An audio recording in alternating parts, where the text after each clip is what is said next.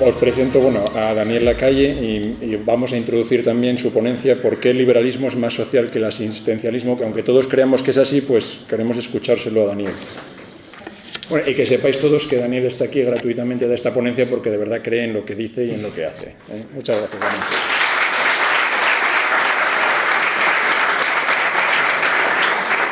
También creo en lo que digo, en lo que hago cuando cobro, pero bueno, no, por si acaso. Muchas gracias a todos. Decía Ronald Reagan que el éxito del estado del bienestar no se debe medir por el número de gente al que accede, sino el número de gente que lo deja, ¿no? El éxito del estado del bienestar no es el gasto, no es gastar más, sino proveer una cierta asistencia, una asistencia mínima en un entorno en el que consideramos, yo creo que está ampliamente reconocido, pues una serie de servicios que nosotros valoramos. Todos sabemos que la sanidad y la educación pública no son gratuitas. Todo el mundo habla de la sanidad y la educación gratuitas, no son gratuitas, se pagan y se pagan por adelantado en impuestos. Los servicios públicos no son gratuitos. Los servicios públicos no son un favor que nos concede el Estado, es un servicio que nos concede porque se lo pagamos nosotros. Eso es algo que debemos tener muy en mente a la hora de gastar. Me gustaría, ¿quién es la persona que ha hecho la pregunta, el comentario antes sobre la sanidad? Si está todavía, una señora que comentaba antes, ¿la médico? ¿Se ha ido? En este momento no está, en el momento en el que voy a decir que tiene razón. Bueno. Y le voy a decir por qué tiene razón.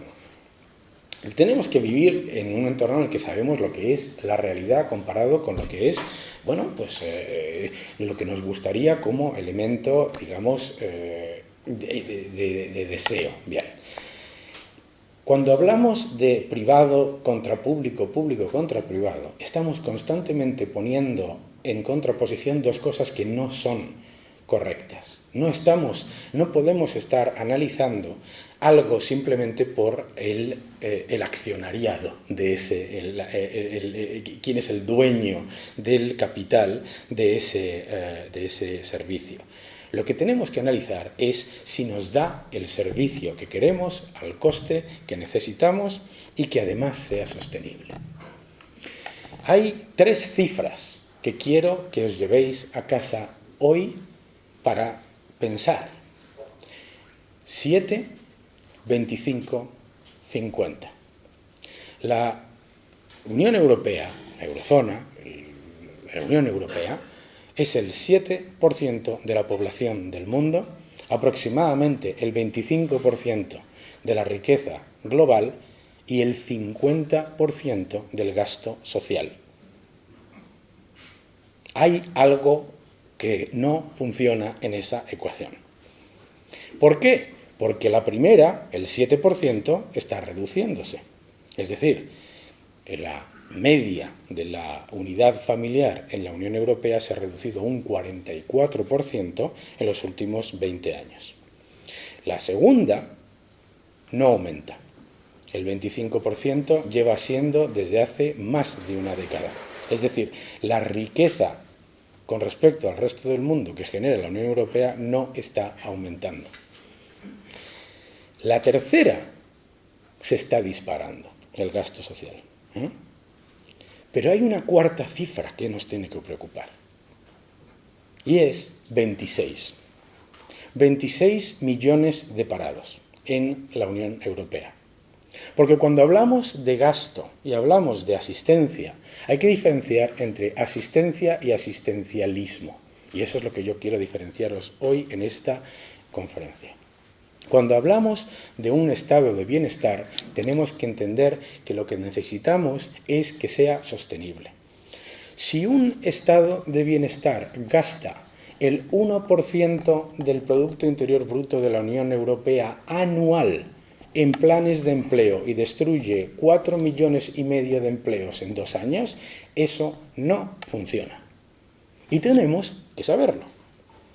Si un estado del bienestar supone el 50% de todo el gasto social de todo el mundo y, sin embargo, percibimos que no estamos recibiendo los bienes y servicios que merecemos con el dinero que ya pagamos en nuestros impuestos, algo no está funcionando.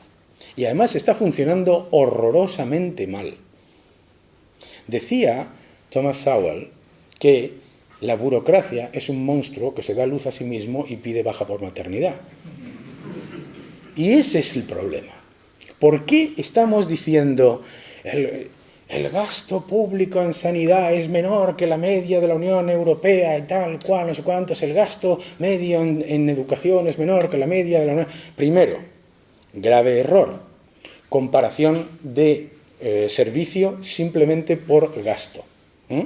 Porque yo puedo salir esta noche por Oviedo, dejarme la cartera, un dineral, eso no significa que la rentabilidad de eso que gaste sea buena, sobre todo si vuelvo mañana y me dicen que en qué te has gastado el dinero, Daniel. O sea, tenemos que entender que el gasto en sí mismo no significa absolutamente nada. Y no significa absolutamente nada cuando, por ejemplo, hablamos de gasto en I+D, gasto en sanidad, gasto en educación, que son los tres pilares de lo que consideramos gastos esenciales en la parte del servicio público. ¿Por qué? Pues porque cuando se gasta exactamente lo mismo que la media, un poco más que la media de la OCDE en educación por persona, pero se tienen los peores resultados en PISA, tenemos un problema. Tenemos un problema que no se va a solucionar gastando más, obviamente. Cuando se gasta en I+D lo mismo que el resto de la OCDE, pero somos en Europa los que menos patentes creamos y ponemos tenemos un grave problema. Y cuando gastamos en sanidad, en cosas como las que decía la señora que estaba antes, al que tiene toda la razón, en medicamentos innecesarios, en cosas, simplemente ver el gasto es lo que nos lleva a destruir aquello que intentamos proteger. Porque vuelvo a la ecuación primera. Lo que no va a ocurrir es que si cerramos los ojos y decimos no va a pasar nada porque lo va a garantizar el Estado, es que termina por no garantizarlo. Cuando miramos lo que estamos intentando conseguir, entonces es un nivel de cobertura social, un nivel de cobertura social en el que sintamos que no estamos desprotegidos. Lo que decía esta señora antes, que me ha parecido fantástico, que es aquellos 4 millones o los 26 millones de parados que hay en la Unión Europea que no se sientan desprotegidos. Que no se sientan desprotegidos. Bien, ese sentimiento de protección puede venir de la caridad, puede venir de la caridad estatal. ¿Cuál es la diferencia entre la caridad de cada uno de vosotros y la caridad estatal? Que si yo pido aquí una colecta de todos vosotros para dar dinero a una organización, como hacía el señor que le dio a Cáritas, ese dinero va a esa organización directamente. ¿Cuál es la diferencia entre hacer eso mismo a través del Estado? Que hay un intermediario. Me decía un amigo mío, que es gestor de fondos, que decía que el Estado es el gestor de fondos con el management fee más caro del mundo. ¿No? Que es el gestor de fondos con la comisión por gestión más cara del mundo. ¿Por qué? Ese intermediario está haciendo una enorme cantidad de ineficiencia. Por lo que decía Thomas Sowell, la burocracia se autojustifica. Cuando hay 16 comisiones de investigación, de seguimiento, de análisis de la educación, ¿cómo se soluciona el problema si los resultados en PISA son muy malos? Habrá que crear otro comité. Obviamente, ¿no? Si tenemos 27 observatorios de la educación y no mejora la educación, tendremos que crear un comité. La ineficiencia de ese sistema se está multiplicando a la vez que la capacidad de financiarlo se está reduciendo. Por eso, cuando hablamos de pensiones, cuando hablamos de seguridad social, cuando hablamos de sanidad, de educación, tenemos que entender el concepto de sostenibilidad. Porque si no tenemos en mente el concepto de sostenibilidad, en lo que nos metemos es que agachando la cabeza, metiendo la cabeza en el agujero y diciendo no me preocupo porque a largo plazo todo cambia, lo que terminamos haciendo es destruyendo lo mismo que intentamos proteger. Intentamos proteger una sanidad pública y al hacerla insostenible, cuando vienen los recortes inevitables porque la población se reduce, porque hay una crisis económica, por lo que sea, lo que termina ocurriendo es que perdemos esa calidad de servicio. Pero ¿qué es lo que no está bajando? El intermediario. Lo que no está bajando es el intermediario. Y en eso es lo que el ciudadano tiene que luchar constantemente para defender. Yo no soy, como cualquiera que haya leído Viaje a la Libertad Económica, me llaman todo tipo de adjetivos anteriores a liberal, pero cualquiera que lea Viaje a la Libertad Económica sabe que yo defiendo un sistema público. Lo que no defiendo es el abuso del sistema público. ¿Y qué es el abuso del sistema público? El abuso del sistema público es que si yo estoy prestando un servicio con mi empresa, con cualquier cosa, con cualquier tipo, ustedes en su negocio, en lo que sea, yo tengo que estar constantemente siendo más eficiente y dar un servicio de mayor calidad para mis clientes que son ustedes. ¿Por qué? Porque mi negocio depende de ustedes. Porque mi supervivencia depende de ustedes. Lo mismo ocurre con el sistema público de cualquier tipo de servicio. Y si no lo entendemos desde el punto de vista de servicio y lo entendemos solamente desde el punto de vista de gasto, no es un servicio, es una donación. Es una enorme diferencia. Y entonces entramos en si es lo que necesitamos es más asistencialismo o menos asistencialismo. Bien. ¿Cuál es el problema del asistencialismo? El asistencialismo dice, no señor, el gasto público solo puede aumentar, ustedes tienen que poner cada vez más impuestos porque hay que proteger a todo el mundo. Hay que proteger a todo el mundo. La pobreza infantil está máximos. La gente se está muriendo por las calles. Todo va mal. Hay que gastar más. Si fuese por gastar más, no existiría ninguno de esos problemas. Porque a mí me hace mucha gracia cuando mi querido amigo Antonio Miguel Carmona me dice que él ha propuesto un programa de 1 millón de euros para reducir la pobreza infantil en Madrid. Y yo decía, hombre, pues no lo entiendo, porque cuando te gastabas 190 millones en ese mismo programa, no lo redujiste, si también aumentó. Entonces algo ahí no es un tema de gastar. Es un tema de entender qué es y qué es lo que hace el asistencialismo. ¿Por qué hay 26 millones de parados en Europa? Entre otras cosas, hay 26 millones de parados en Europa porque no se generan los incentivos para salir de la pobreza, para salir del paro, para salir de ese bucle. ¿Por qué no se generan esos incentivos? Si me lo van a pagar. ¿Por qué voy a montar? ¿Por qué yo, parado, que salgo de un trabajo, voy a buscarme una oportunidad de montar una empresa, de montar un negocio con el rollo que es eso, y tal? Sí, voy a recibir una ayuda. Más importante todavía, no digo que haya siempre esa dicotomía entre asistencia y hay gente que lo pasa muy mal y que haría lo que fuera posible. Pero lo que sí es cierto es que el asistencialismo en sí mismo hace confortable la pobreza y limita las posibilidades y los incentivos para salir de ella. ¿Por qué? Si yo estoy en una situación límite, está bien que por supuesto, tiene que haber un nivel de protección mínimo. Tiene que haber un nivel de protección mínimo. Bien, pero ¿qué es lo que ocurre? También tiene que haber incentivos para salir de esa situación, porque si no, lo que ocurre es que yo simplemente, por cuestión de pura supervivencia y de falta de oportunidades alrededor de mí, no voy a salir de ese problema. ¿Y cuál es el problema? Que empiezo aceptando un mínimo de 400, 600, no sé qué. El otro día me decían, la renta básica tienen que ser 600 euros al mes. Y yo decía, ¿y por qué no 10.000? No sé. Si tiene que haber una renta básica encima, estamos todos enfadados con los ricos, pues ¿por qué no son 10.000 euros en vez de 600 euros? ¿Por qué?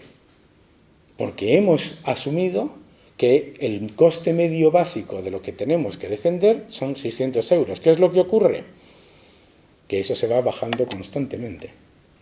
Entonces, la persona que está metido en la trampa del asistencialismo, que no le permite salir de esa trampa, tiene que estar constantemente aceptando menores cantidades de esa propia asistencia. Por lo tanto, lo que crea son clientes rehenes. No está ayudando a la población a salir de la pobreza. Está creando clientes rehenes que no pueden salir de ahí y que, por lo tanto, se conformarán con menos cuando haya menos que repartir. Por lo tanto, cuando miramos en un entorno cuáles son los sistemas que estamos valorando como aquellos que queremos, en los que ya existe un nivel de protección suficiente y aceptable. ¿Qué es lo que valoran esos sistemas? Lo primero, hasta el último duro. Lo primero, el despilfarro, la falta de eficiencia, todas esas cosas que estaban comentando en la conferencia anterior. Todo eso es absolutamente necesario que se monitorice y de una manera agresiva. ¿Y por qué? ¿Y cómo se hace eso? Bueno, creando otro comité. No. Competencia. Olvidémonos si el accionariado del servicio es el gobierno o una empresa. Tendrán que competir los que sean Estado y empresas privadas para que el Estado, cuando vea que la empresa que hace los 24 análisis en vez de ellos lo tienen que hacer al menos igual de bien, ¿eh? ¿Y por qué? Porque no les va a entrar constantemente más dinero. Y ve la otra empresa que hace 24 porque tendrá que hacer 26 porque el Estado va a competir con ella. Que es la única manera en la que conseguiremos que esa ecuación que os he dicho al principio se convierta en sostenible. Es la única manera en la que lo conseguimos. Cuando miramos un sistema liberal, por lo tanto, cuando miramos un sistema liberal en el que hay entrada de capital, en el que hay apertura económica, en el que hay libertad económica, en el que hay facilidad para crear empresas, para crear puestos de trabajo, ¿qué es lo que estamos haciendo? De los gastos e ingresos, estamos garantizando que va a haber un flujo constante y creciente, con el crecimiento económico, de ingresos. Por lo tanto, hacemos sostenible esa asistencia, no asistencialismo, que queremos proteger. Además, haciendo esa asistencia eficiente y eficaz y no onerosa, no echamos al capital y a las inversiones y a la creación de empleo, etcétera, con eternos aumentos de impuestos que lo que hacen es poner palos en las ruedas. Fijaos que lo que estamos hablando es de un sistema orgánico. Estamos hablando de un sistema orgánico en el que hay un servicio que se nutre de los ingresos del resto. Ese que está llamando el ministro de Sanidad. Bueno, pero fíjate que el ministro de Sanidad... No, pero quiero decirte, lo importante, Antonio, lo importante no es constantemente tener esa tensión positiva. La tensión positiva que evita que lo que se convierta es en un sistema clientelar. El sistema clientelar es lo más peligroso que hay, porque lo justifica todo el mundo. Y por lo tanto, todo el mundo justificándolo con baremos de gasto, gastamos menos que Alemania, gastamos menos que los noruegos, gastamos menos que los suecos. A mí me encanta esto, no sé, lo oís ahora mucho en España, como ya no se puede hablar de Venezuela y tampoco se puede hablar de Grecia porque va fatal, pues nuestro modelo es el noruego, no es el nórdico, ¿no? Nuestro modelo es el nórdico, hay que hacer como los nórdicos, que gastan mucho y tienen muchos impuestos. ¿Y qué nos olvidamos de los países nórdicos siempre que hablamos con ellos? Siempre, no con ellos, sino de ellos, porque con ellos no hablan nunca. ¿De qué nos olvidamos? De los mayores índices de libertad económica del mundo. de las mayores facilidades para crear empresas y para generar empleo del mundo. De sitios donde la seguridad jurídica es absolutamente crítica, donde el respeto a la propiedad privada es que ni se cuestiona, ni se cuestiona. Y por lo tanto, en esto sí hay un concepto de quién fue primero, la gallina y el huevo. Primero fue la prosperidad, primero fue la libertad económica, primero fue la apertura y la facilidad para crear empleo y después el contrato social. El contrato social no viene antes, nunca ha venido antes. El contrato social no existe si no hay una segunda parte firmando lo que es y te dejaré vivir tranquilo. Porque lo que ocurre entonces es el bucle griego. ¿Qué es lo que estamos todos hablando en Grecia? Grecia, la culpa es de la troika, la culpa es de Ney, la culpa es de todos menos de los griegos. ¿Y qué le pasaba a los griegos? Que sosteniendo un estado clientelar durante 35 años no han hecho nada más que ponerle palos en las ruedas a los creadores de empleo, a las empresas, aumentando cuotas sociales, aumentando impuestos, aumentando dificultades y burocracia para generar empleo. Al final, lo que tenemos que entender es que la prosperidad es la que nos permite luego decidir entre todos qué tipo de modelo de sociedad vamos a tener, no al revés. Porque nadie construye la casa desde el tejado. Hay que entender también que si consideramos los servicios solamente desde el gasto, lo que estamos haciendo es precisamente ponerlos en peligro. ¿Por qué? Porque cuando llega un punto en el que de tu problema de gasto total, el mayor porcentaje son las pensiones, el que venga y te diga ya no te presto más, te dirá, oye, échame un vistazo a las pensiones. ¿No? ¿Y qué es lo que ocurre? Que si no prestamos atención a la sostenibilidad, luego nos llevamos las manos a la cabeza de nadie me había dicho que pasaba esto. Por ejemplo, el caso de las pensiones. El pobre gobernador del Banco Central le ha caído de todo por decir que hay que tener en cuenta planes de pensiones privados y planes de pensiones de capitalización, como tiene Chile, como tienen tantos otros países, para garantizar la sostenibilidad. Pero es que no es una cuestión de ideología, es que es una cuestión de números. Si tú tienes una pirámide de población que envejece y tienes un número de cotizantes a la seguridad social que jamás ha superado 20 millones de personas, la sostenibilidad del sistema no va a mejorar desde el gasto. La sostenibilidad del sistema vendrá desde la capacidad de generar ingresos y de mantener la cordura dentro de la población. No hay que engañar a la gente, no es una cuestión de engañar a la gente, es una cuestión de decir, si lo que nosotros valoramos son una serie de servicios, tendremos que entender que esos servicios no los tiene que garantizar por una cuestión religiosa el sector público o solamente el sector privado. Porque como es normal, también nos puede entrar la duda de decir, oye, si el Estado se comporta de manera clientelar conmigo, cuando es un monopolio y me genera todos estos bucles de ineficiencia, ¿qué va a hacer el sector privado? Sobre todo si se convierte en un sector privado oligopolista y deciden entre 3 o 4 cuál va a ser el precio de los servicios. Por eso la competencia entre todos los sectores es tan importante. Por eso yo no estoy en contra del sector público en nada, de los servicios públicos en nada, porque generan parte de esa competencia que necesitamos para evitar cosas que ocurren, que no existe el mundo ideal. El mundo ideal no existe ni en Suecia. Fijaos lo que hicieron en Suecia. En Suecia, que se nos ponen siempre como modelo, se encontraron que después de una burbuja inmobiliaria monstruosa, el gasto público era insostenible. El gasto público era absolutamente insostenible.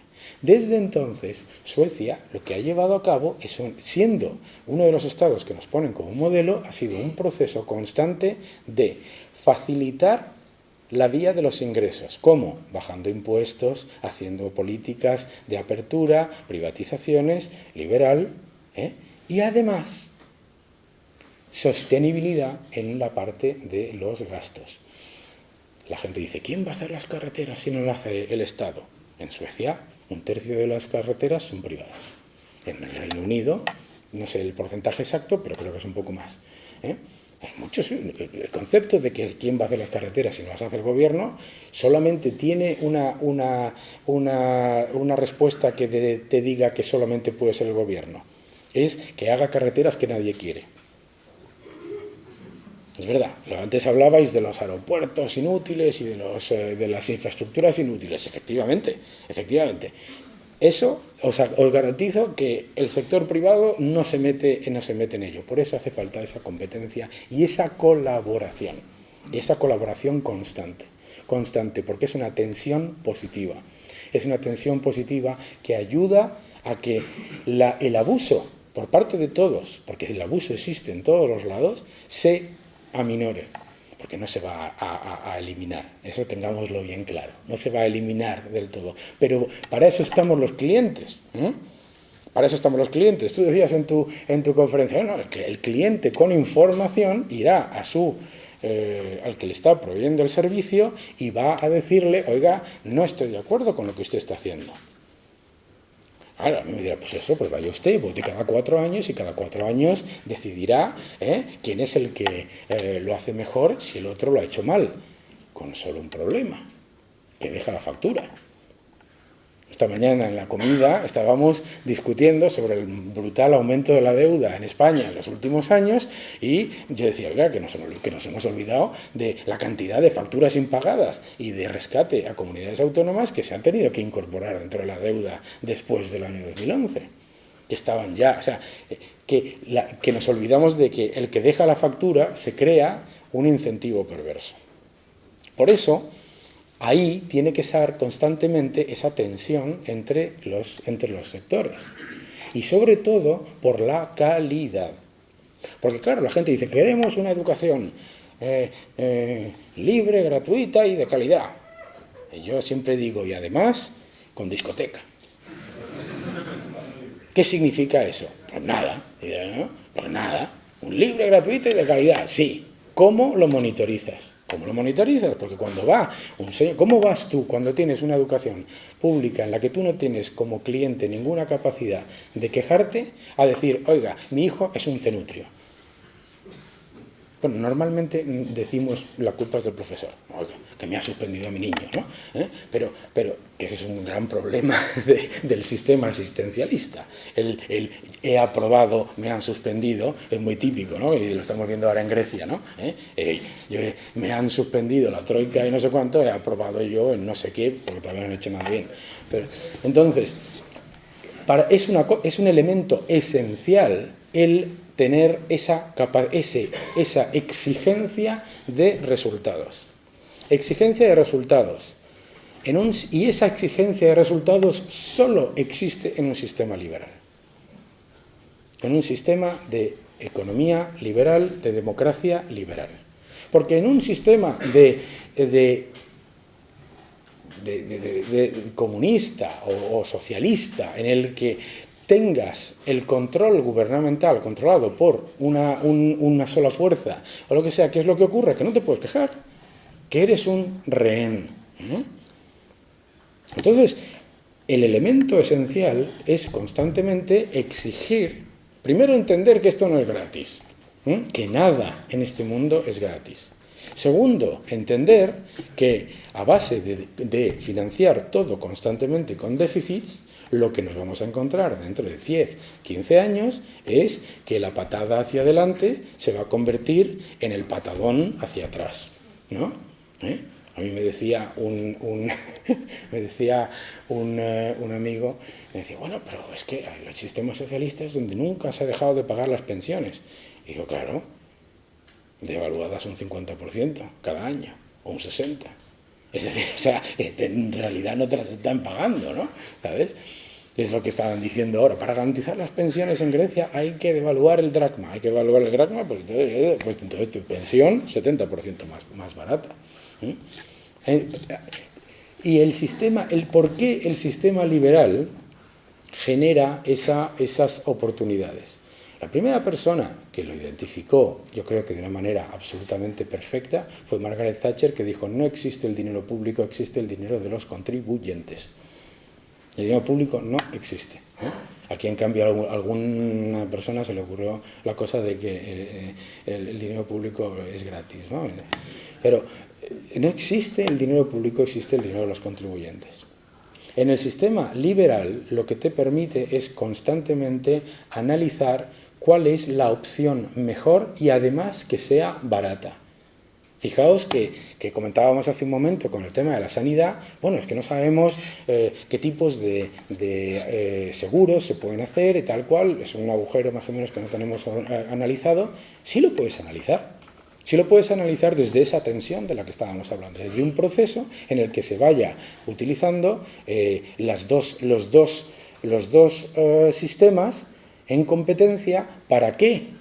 Para que sean sostenibles. Y además, para que se generen los mecanismos de mercado que a lo mejor todavía no están implementados de manera eficiente. Esa es la mejor manera de hacerlo, porque claro, decimos, si nos ponemos mañana, mañana llegamos al gobierno, buenos días, cerramos el sector público. Pues ¿qué es lo que pasa? Bueno, primero, obviamente, una caída del 15% del Producto Interior Bruto. Pero no, quiero decirte, no, tienes que tener los mecanismos se van creando y se van testando en el mercado. Vosotros hoy, cuando vais a tomar un seguro médico, estáis eligiendo entre distintas opciones que son más baratas, que tienen mejor cobertura, etcétera. ¿Por qué? Porque hay todo un proceso en el que se ha generado esa competencia mientras existía la asistencia. ¿Cuál es el problema de hacerlo al revés? ¿Cuál es el problema de hacerlo desde el punto de vista de los derechos y no de las obligaciones? El problema que tienes al hacerlo desde el punto de vista de los derechos es que se te cuela el listo. ¿Cómo se te cuela el listo? ¿Quién ha ido a urgencias alguna vez y no se ha encontrado no a 1, no a 2, no a 3 o a 4 personas que están allí para pasar la mañana? Esas cosas pasan, ¿no? ¿Por qué? Porque no hay penalización.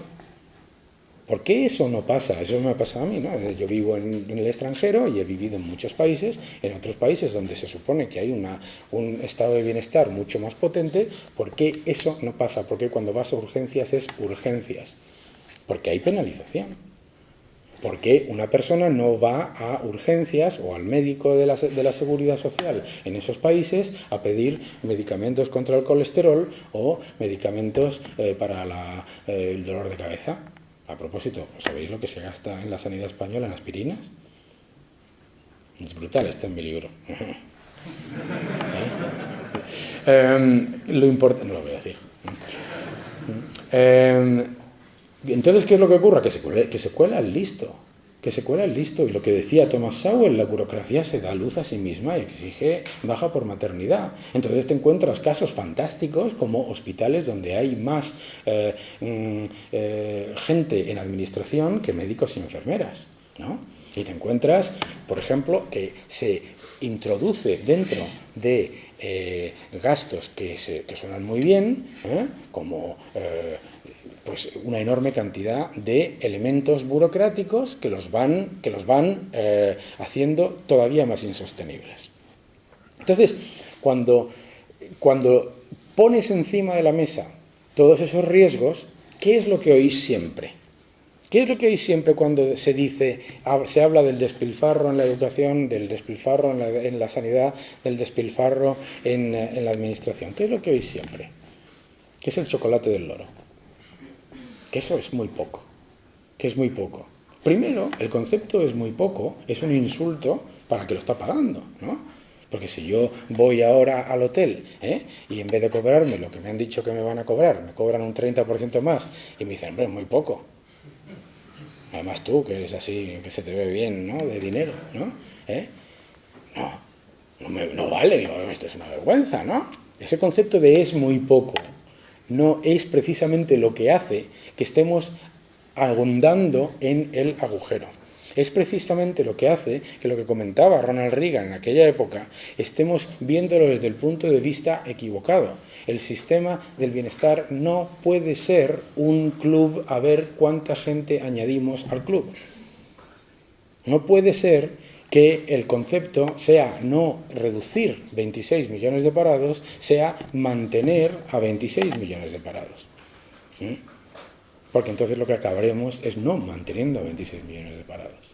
Entonces, la Unión Europea en particular está construida desde el punto de vista equivocado, porque no es una cuestión solo española. Cuando vas a cualquier país de la periferia, siempre se comparan por el lado del gasto y además siempre se comparan con la media, que da una alegría.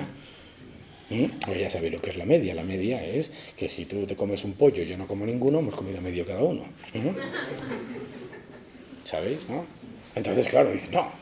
Y además sobre el PIB, que eso ya es la bomba. Sobre el PIB. Claro, cuando el Estado controla el 50% del PIB, hacer cualquier tipo de análisis sobre el PIB es un chollo siempre que venga desde el gasto. ¿Por qué? Porque está añadiendo desde la parte pública por los dos lados. ¿Entendéis lo que os quiero decir? Si yo controlo el 50% del negocio de esta sala, y yo aumento mi salario y os lo dejo a todos igual, aumenta el PIB de la sala, y no sube mucho el gasto. ¿A qué mola? ¿A qué no os gusta? ¿Por qué? Porque lo pagáis vosotros. Pues eso es lo que tenemos que entender. Eso es lo que tenemos que entender, ¿no? Decía un amigo mío que el PIB es que cuando un señor se casa, un señor viudo se casa con su asistenta, baja el PIB y si se divorcian sube el PIB, ¿no? Pues, y no ha pasado nada, ¿no? Siguen, pues eso es o sea, tenemos que tener en cuenta que no podemos hacer las comparaciones siempre desde el gasto. Porque al hacerlas desde el gasto, lo que estamos haciendo es ponerlas en peligro. Y lo repito una y otra vez y me vais a oír hasta el final. Porque es que no lo queremos entender.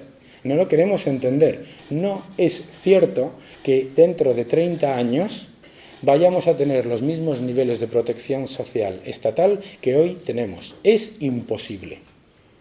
Es imposible. En un mundo globalizado donde cada vez la tecnología, la capacidad de competir de los países emergentes, etcétera, nos lleva a tener que ser cada vez más eficientes, ese 50% solo tiene un sitio hacia donde ir.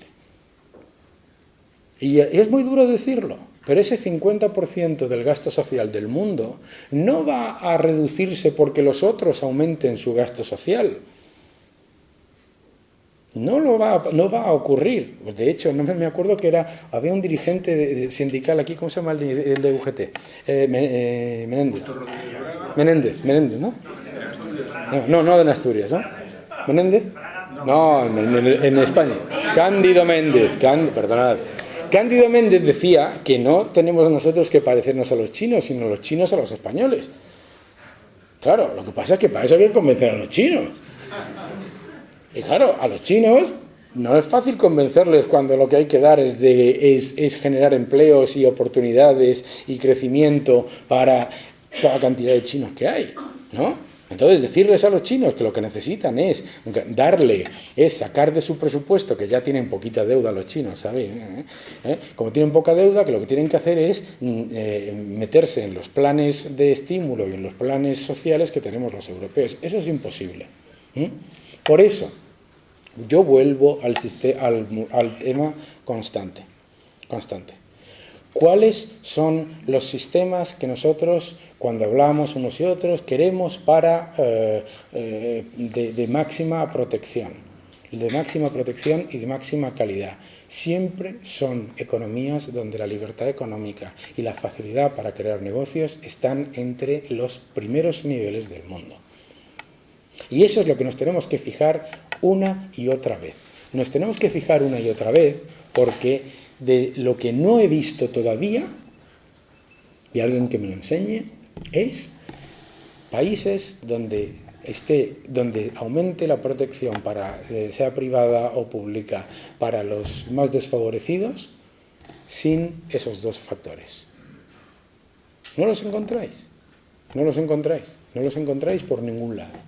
Para mí, entonces, creo que cuando buscamos esa eficiencia, entramos en un sistema en el que garantizamos que las oportunidades para salir de la pobreza existen. Las oportunidades para salir de la pobreza no te las garantiza un curso organizado por esta panda de desorientados que luego se lo llevan calentito. Y encima, pobrecillos, de verdad que me da mucha pena, vaya cursos, ¿sabes? Vaya cursos, ¿no? ¿Qué es lo que te garantiza salir de esos temas? Hay un señor que era socialdemócrata, que era Schröder, en Alemania, que se encontró con un país que estaba al borde de la quiebra, con un sistema social que no era sostenible, que hizo sus cálculos una y otra vez y era socialdemócrata, y se dio cuenta que en el año 2010 los alemanes no iban a tener pensiones. Y los alemanes no tiran de 10% de déficit. Entonces, como no tiran de 10% de déficit, lo que hizo fue el mayor proceso de recortes jamás visto en la OCDE. Un señor socialdemócrata. La reducción de las pensiones, ¿para qué? Para hacerlas sostenibles, para que todo el mundo tuviese pensiones de reparto. Pero además, incentivar las pensiones de capitalización. Hay una gran diferencia entre reparto y capitalización. ¿Por qué? Porque la gente dice, oye, ¿por qué no tengo yo derecho a mi pensión si he estado contribuyendo toda la vida? ¿Por qué tú no pagas tu pensión? Tú pagas la del que se está jubilando ahora. Nunca has puesto dinero para tu pensión. El primer pago de pensiones que se hizo en España se hizo deficitario, como es normal. Se estaba pagando a los que se estaban jubilando con lo que estaban contribuyendo los que empezaron. Una seguridad social, por otro lado, que instauró un gobierno dictatorial. Porque luego decimos que si los derechos sociales los ha conquistado el pueblo y no sé qué chorradas. Pero lo importante no es eso, es simplemente entender el concepto de reparto.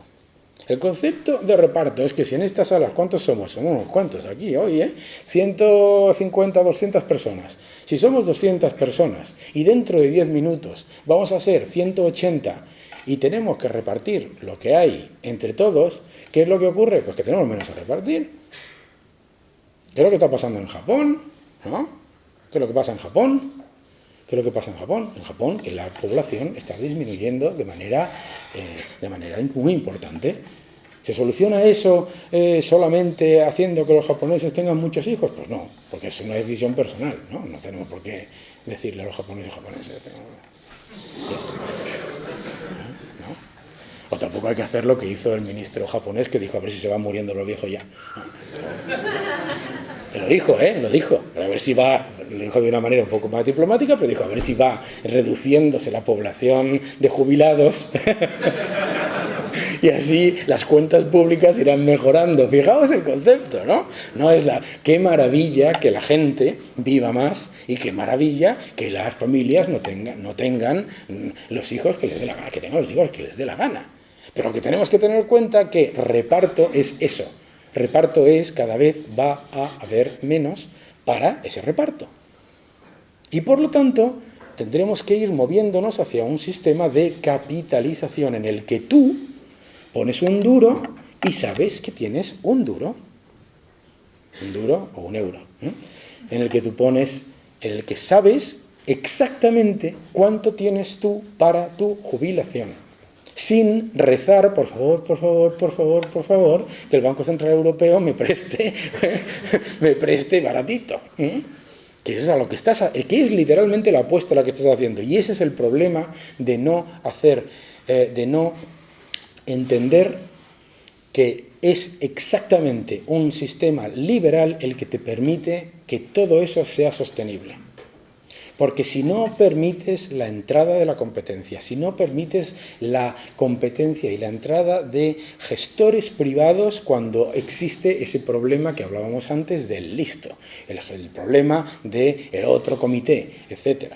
Pues oye, qué maravilla que un sistema de titularidad pública de la concesión a una empresa privada que lo haga mejor, más eficiente y más barato. Mejor, más eficiente y más barato. No que lo haga igual de mal o peor. No, mejor, más eficiente y más barato. Y así aprende todo el mundo.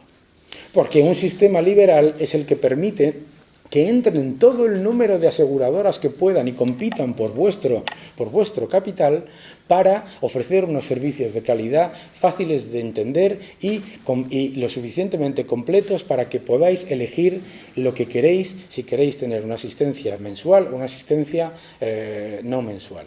Y para que no dependamos de la caridad ni de uno ni de otro, para que los que están desfavorecidos reciban esa asistencia. Y sobre todo para que los que están desfavorecidos y reciben esa asistencia no se les inculque que no es su culpa, esto es muy importante, no se les inculque la idea de que no tienen otra posibilidad más que ser zombies del Estado. Porque ese es el gravísimo problema de los sistemas asistencialistas, que lo que van generando es esa enorme red de zombies que no pueden salir aunque pudieran y quisieran, aunque quisieran. Porque entre las trabas que se les ponen, entre las dificultades que se les ponen, entre la falta de aprendizaje desde el trabajo, no desde los cursos organizados por el cachondo de turno, ¿no? Porque ¿dónde se aprende? ¿Dónde hemos aprendido todo? A mí me vienen estos chicos que quieren que... ¿Cómo puedo entrar en la City? Y yo digo, pues haciendo prácticas, ¿no? Claro, ¿cómo vas a entrar? ¿No? ¿Cómo vas a entrar? ¿Haciendo un curso de la UGT? ¿De qué estamos de broma? ¿No? ¿Entendéis lo que os quiero decir? O sea, si una persona ha estado trabajando en un sector que ya no es eficiente, que ya no funciona, esa persona tiene todo el derecho a que se le pongan todas las oportunidades para salir del bucle en el que está metido. No es su culpa que se dedicase toda su vida a la construcción o toda su vida a la acería. No es su culpa. Pero lo que sí es nuestra culpa es si a esa persona la única solución que le pones es pasarse el día haciendo el idiota delante de un ordenador, además del siglo XII, para darle 6.000 millones a los que le dan las clases. Porque es una transferencia de renta de la población, especialmente de la más desfavorecida, hacia los sectores clientelares. Por eso, la única manera en la que eso se revierte es en un sistema liberal. En un sistema liberal en el que a esa persona se le dice, mira, aquí tienes 6 o 7 puestos de trabajo en distintos sitios donde puedes aprender y salir y tener diferentes posibilidades dependiendo de tu capacidad que por supuesto es enorme. Y ahí las tienes. Y a partir de ahí vas saliendo. Si no, tenemos un paro estructural que es que a mí me encanta el concepto en Europa en el que hay una cosa que se llama NAIRU, que es la tasa natural de desempleo, que todos los años nuestros economistas keynesianos de la alegría todos los años dicen, no, la tasa natural, he aumentado la tasa natural de desempleo un 1%, mira qué alegría. ¿Y por qué has aumentado la tasa natural de desempleo un 1%? No, porque como no baja el paro, y decía un amigo mío que la tasa natural de desempleo es inversamente proporcional al tiempo que trabaja un economista dentro del Banco Central Europeo. ¿No? Claro, es decir, tú, como no baja el paro, no puedo entenderlo si nos gastamos un 1% del Producto Interior Bruto de la Unión Europea en planes de empleo. Es que el problema es la tasa natural de desempleo, no que nos estamos gastando el dinero en tonterías. De hecho, lo que decirá este economista es que gastemos más y volverá a subir la tasa natural de desempleo. ¿Entendéis cuál es la diferencia entre asistencialismo y asistencia? ¿Y por qué el entrar constantemente en este debate lo único que nos lleva es a tomar posiciones religiosas, ¿no? Alguien ha dicho antes, porque el sector público es evidentemente más eficiente que el privado. Pues no. ¿En qué? ¿No? Desde luego yo estoy todavía por ver la Apple estatal, ¿no? O el Google estatal, o el Exxon estatal, ¿no? No sé dónde está, pero alguien me lo dirá. No, pero tampoco es decir, y además, esto no funciona para nada y lo que tenemos que hacer es todo lo contrario. No, ¿por qué? Porque existen los incentivos perversos siempre.